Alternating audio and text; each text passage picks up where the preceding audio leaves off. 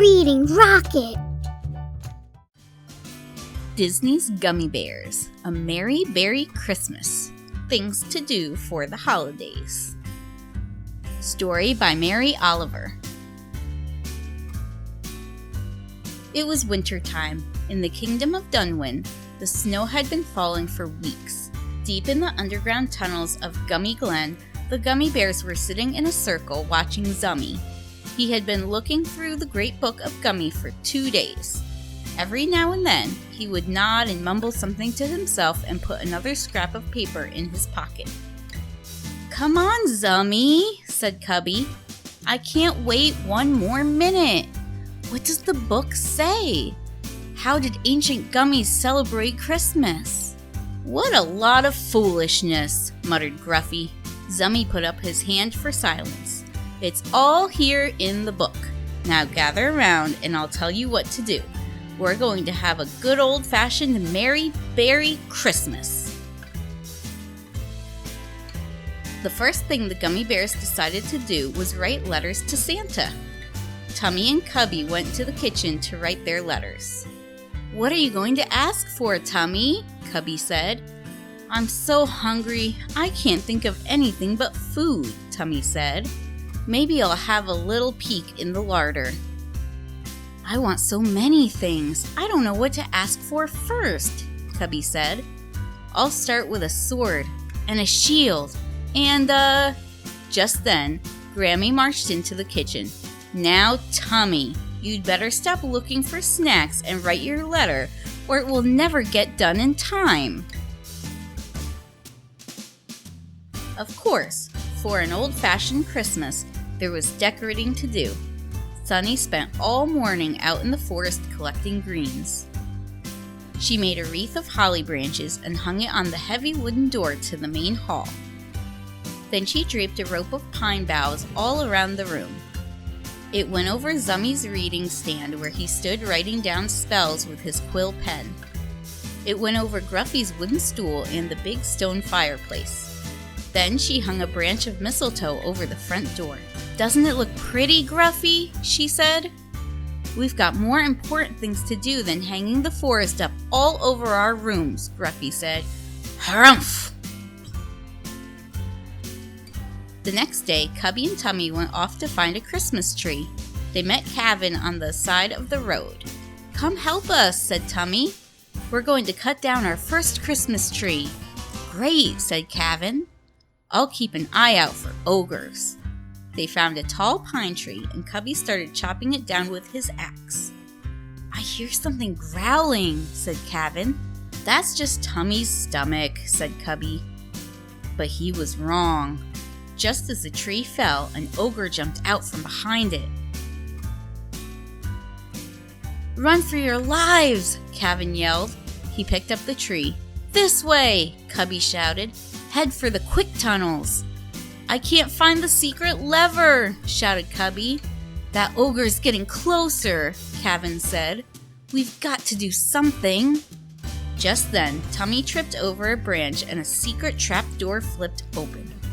Down the tunnel they slid, and the tree slid with them.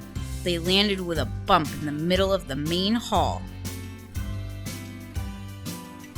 "What a beautiful tree!" Sunny cried. "We almost brought an ogre along with it," said Tummy. "Hello, Kavin," said Grammy. "You got here just in time. We're stringing gummy berries and popcorn in the kitchen." "Can I come help too?" asked Tummy. "Yes," Sunny said, "but you must promise not to eat all the decorations." Sunny and Kavin went off to the kitchen. "Don't move!" Zummi suddenly cried. "You're standing under the mistletoe. The great book of Gummi says you two have to kiss each other." Kavin turned bright red. "Are you sure it said that?" he asked. Zummi nodded, so Sunny stood up on tiptoe and kissed Kavin. Everyone giggled. The rest of the day, everybody was busy. Cubby drank some gummy bear juice so he could bounce up and hang Sunny's special silver star on the highest branch of the tree. Grammy was making a lot of noise in the kitchen. "What's she doing in there?" grumbled Gruffy. "Making Christmas cookies," said Sunny, "and trying to keep Tummy out of the cupboard. I'm making a special belt for Princess Calla. Do you want to help?" "Humph," said Gruffy. He had a funny, secret look on his face. "I've got better things to do." Gruffy dashed out of the hall. Cubby and Sunny looked at each other puzzled. "I wonder what he's up to," said Cubby. For the next few days, all the Gummi Bears kept to themselves. They were all working hard on presents for each other. Zummy was making a secret book of spells for Gruffy. Grammy was making enormous cookies for Tummy. Tummy went out into the forest to look for a new quill feather for Zummy. Even Gruffy was hiding in his room. Before they knew it, it was Christmas Eve. Everybody was sitting around the table in the main hall when Kevin came sliding down the secret tunnel to join them for dinner.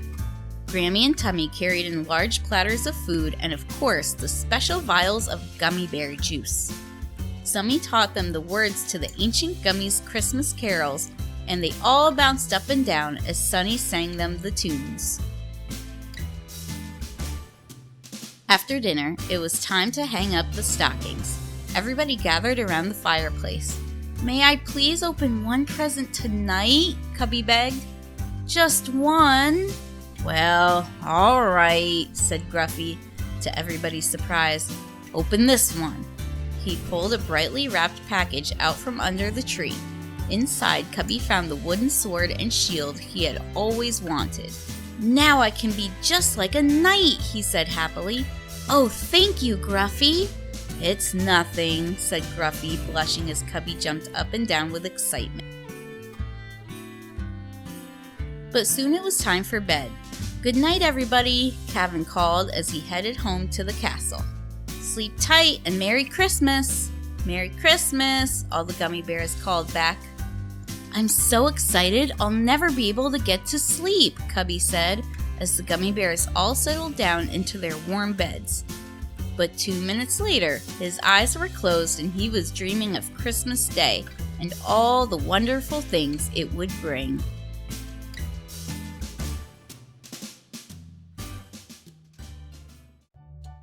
Thanks for listening.